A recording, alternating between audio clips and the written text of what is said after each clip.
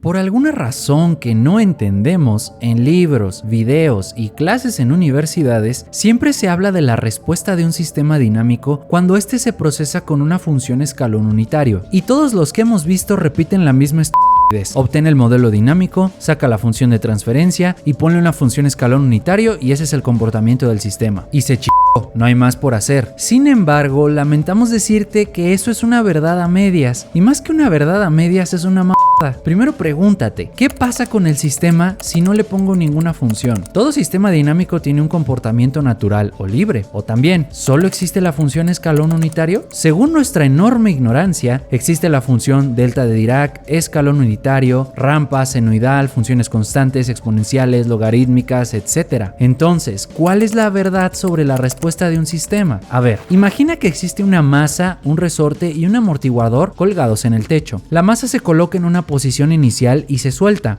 Entonces cae por la acción de la aceleración gravitacional y comienza a oscilar hasta que llega a una posición de equilibrio natural. Es decir, esta posición se alcanza debido a los elementos que conforman al sistema y no por algún factor externo como un freno, un obstáculo, una fuerza, etc. Entonces la propia naturaleza del sistema tiene un comportamiento propio. Este se puede estudiar con la ecuación diferencial o su equivalente en espacio de estados. Pero ¿qué significa que una ecuación esté igualada a cero y otra no? Para explicarlo hay que entender que el lado izquierdo de la ecuación diferencial representa el comportamiento natural del sistema. Este se forma a través de las propiedades físicas y variables internas del mismo. En cambio, en el espacio de estados, las matrices y vectores no están igualados a cero. Sin embargo, contienen los mismos términos que acabamos de mencionar. Entonces, ambas ecuaciones son útiles para estimar el comportamiento natural del sistema resolviéndolas por cualquier método. Ahora imagina que al sistema le aplicas una fuerza variable que afecta a la posición de la masa. Y sí, esta animación no tiene un amortiguador, pero imagina que hay uno dentro del sistema. Entonces, con este nuevo elemento y la fuerza perturbando el comportamiento del sistema, la gráfica muestra un resultado completamente diferente al comportamiento natural que vimos hace unos instantes. Eso significa que existen dos tipos de respuestas. La primera es natural y la segunda es forzada. Para esta segunda, la descripción matemática del sistema no cambia mucho, ya que solo se incluye la fuerza externa que lo afecta. Y a ver, no es como que lo agreguemos de esta forma porque nos da la gana. Esta igualdad se interpreta como que el comportamiento o evolución interna del sistema será igual al comportamiento externo que lo está afectando. Es decir, existe un equilibrio entre la dinámica propia del sistema y la dinámica externa que lo está afectando. Lógicamente, como aparece un nuevo término en la ecuación diferencial, para expresarla en espacio de estados, solamente debemos redefinir la segunda derivada de x. La justificación de esto se encuentra en la lección anterior, así que te invitamos a que le eches un vistazo. Con esta nueva ecuación podemos reinterpretar al sistema en el espacio de estados tal como se muestra en pantalla. Aquí surgieron dos nuevos términos, los cuales son una matriz cuadrada que representa a la matriz de entradas del sistema. Esta relaciona al vector de entradas con los estados del sistema que se ven afectados por él, es decir, el primer estado no se afecta directamente por la fuerza externa, mientras que el segundo estado sí sufre cambios por esta misma fuerza. Observa que se tienen las mismas dimensiones que la matriz y vector de estados. Ahora ya se entiende que un sistema dinámico en la vida real tiene dos tipos de respuestas y en ambos casos se puede describir su comportamiento con el mismo modelo matemático, solo ajustándolo para incluir a los fenómenos externos que lo afectan, aunque los estudiaremos con más detalle en la sección sobre modelado de sistemas. Mientras tanto, sabiendo esto, ¿cómo calculamos la respuesta del sistema? Lo más simple es colocar un lápiz en la masa y generar un movimiento para que ésta grafique su comportamiento y listo. Pero lamentablemente somos ingenieros, entonces debemos comparar los resultados del mundo real con los del mundo de las matemáticas, así que mejor resolvamos la ecuación diferencial. Se puede utilizar la transformada de Laplace, simplificar algebraicamente y luego calcular la forma inversa del resultado. Y lo que ves en pantalla es una posible solución que depende de las raíces de la ecuación y quizás tiene errores. Sin embargo, nuestro objetivo no es resolver esto a mano, sino que notes que la entrada del sistema se ve afectada por los parámetros internos del mismo. Lógicamente, estos están expresados como las raíces de la ecuación diferencial. diferencial, lo cual explicaremos en las lecciones sobre estabilidad. Esto nos deja el precedente de que el sistema dinámico, al ser afectado por factores externos, los hace parte del mismo, de tal forma que una parte de la respuesta es natural y la otra es forzada. Entonces, ya demostramos de diferentes maneras que existen dos tipos de respuesta y además hay un posible camino que permite calcularlas. Pero como nosotros somos muy flojos para hacer esto a mano, vamos a utilizar MATLAB para que realice el procedimiento por nosotros. Antes de hacerlo, debes saber que no usaremos Simulink todavía, pero sí es necesario que tengas conocimientos en el lenguaje de MATLAB. Si quieres aprender un poco sobre esto, puedes tomar los talleres propios de MathWorks en su página web o también acceder a nuestro taller sobre métodos numéricos. Cualquiera que sea el caso, vamos a hacer esto paso a paso. Primero, abramos MATLAB y vamos a crear un archivo en blanco en cualquier carpeta de tu computadora. Nosotros lo llamaremos de esta manera, pero tú puedes cambiarle el nombre. Dentro del archivo, la primera línea de código limpiará la consola de comandos y las variables en el workspace. Posteriormente definimos los parámetros físicos del sistema. Aquí puedes colocar los valores que tú quieras. Nosotros los generamos de forma aleatoria solo para demostrar que nuestro código funciona en muchos casos diferentes. Además, no olvides definir las condiciones iniciales de posición y velocidad de tu sistema. La siguiente sección es para realizar las operaciones simbólicas. Entonces definamos las variables a utilizar, que son la posición X en función del tiempo para la respuesta natural y la respuesta forzada. Además, se debe definir al tiempo t y a las variables en el dominio de la frecuencia, que en este caso serán la transformada de X y la propia variable S. Antes de crear la ecuación diferencial, debemos definir la entrada del sistema, y eso depende del tipo de comportamiento externo que quieras suministrar. Puedes tener una entrada constante, lineal, una delta de Dirac, una función escalón o cualquier otra que tú desees, siempre y cuando utilices la variable simbólica t que definimos hace unos instantes. Ahora ya podemos crear la ecuación diferencial con y sin entradas. Sin importar el caso, ambas las asignaremos a una variable f minúscula cuyo subíndice indica si la ecuación diferencial tiene entradas o no. Para indicarle a MATLAB que la ecuación contiene términos diferenciales, utilizaremos la función diff con doble f, cuyos argumentos de entrada son la función a derivar, la variable respecto a la cual se deriva y el orden de la derivada. Recuerda que nuestra ecuación diferencial se iguala a 0 o a la fuerza que afecta al sistema. Entonces debemos incluir una igualdad lógica en la ecuación para que MATLAB la considere. Puedes ejecutar estos pedazos de código y notarás que las funciones son exactamente iguales al modelo dinámico del sistema. Entonces ahora podemos calcular su transformada de Laplace. Pero no es tan simple como utilizar la función Laplace propia de MATLAB, ya que esta no transforma a todos los términos. Para resolver el problema, podemos utilizar la función subs, la cual sustituye las variables que le indiquemos por un valor definido por nosotros. Por ejemplo, la función no está transformando a la variable x de t y a las condiciones iniciales de posición y velocidad, así que subs tendrá tres argumentos de entrada. El primero es la función que vamos a operar, el segundo son las variables que reemplazamos y el tercero son los valores de dichas variables. Estos últimos dos argumentos deben estar dentro de un vector y los valores deben coincidir. Por ejemplo, se sustituye el valor de la transformada de Laplace de x de t por la variable simbólica x mayúscula y así sucesivamente con el resto de variables. Pero esto nos deja a la transformada de Laplace igualada con 0, entonces debemos resolver el resultado para que x de s se encuentre del lado izquierdo de la ecuación y todo lo demás en el lado derecho. Para ello utilizamos la función solve, cuyo primer argumento de entrada es la función que queremos resolver, mientras que el segundo es la variable respecto a la cual la resolveremos. El resultado ya no incluye a x de s, porque dicha variable es igual a todo lo que estamos viendo en pantalla. Lógicamente el resultado dependerá del tipo de entrada que hayas escogido, además de los parámetros físicos del sistema y las condiciones iniciales. Pero independientemente de eso, ya podemos calcular la transformada inversa de Laplace. Y aquí hay dos situaciones que debemos considerar. En el caso del modelo que no tiene fuerzas externas, la transformada inversa puede calcularse directamente. Sin embargo, el modelo que tiene entradas o fuerzas externas puede poseer términos exponenciales de acuerdo al tipo de entrada escogida. Esto ocurre con la función delta de Dirac, la función escalón unitario y la función rampa. Entonces MATLAB no puede calcular la transformada inversa directamente si utilizamos esas funciones como entradas. Recuerda que una máquina no piensa como nosotros, de hecho no piensa, solo ejecuta, así que debemos indicarle que factorice los términos exponenciales si es que aparecen en la transformada de Laplace. Esto se hace con la función collect, donde el primer argumento de entrada es la función simbólica que queremos factorizar y el segundo argumento es el término por factorizar. De hecho, al operar la función, esta reduce sus términos, ya que algunos se simplifican entre sí al momento de factorizar. Entonces ya es más simple calcular la transformada inversa de Laplace con este nuevo resultado. Lógicamente, el término que factorizamos puede que nunca aparezca, o puede que sí, o también existe el caso en que el término sea otro completamente distinto. Así que procura verificar paso a paso tus resultados para saber cómo debes operar en esta parte del código. Y con esto ya tenemos las soluciones de nuestras ecuaciones diferenciales con y sin fuerzas externas. Puedes notar que ambas tienen términos muy similares, porque son parte de un mismo sistema. Ahora grafiquemos los resultados. Como obtuvimos funciones simbólicas, debemos evaluarlas al definir los valores de tiempo en el que se realizará nuestra simulación. Posteriormente se evalúa la entrada del sistema con dichos valores. Luego de esto hay un paso que es útil si la entrada del sistema es una delta de Dirac. De acuerdo con MATLAB, la función delta de Dirac es igual a 1 en el instante de tiempo en que ésta debe aparecer. Sin embargo, MATLAB la define con un valor infinito,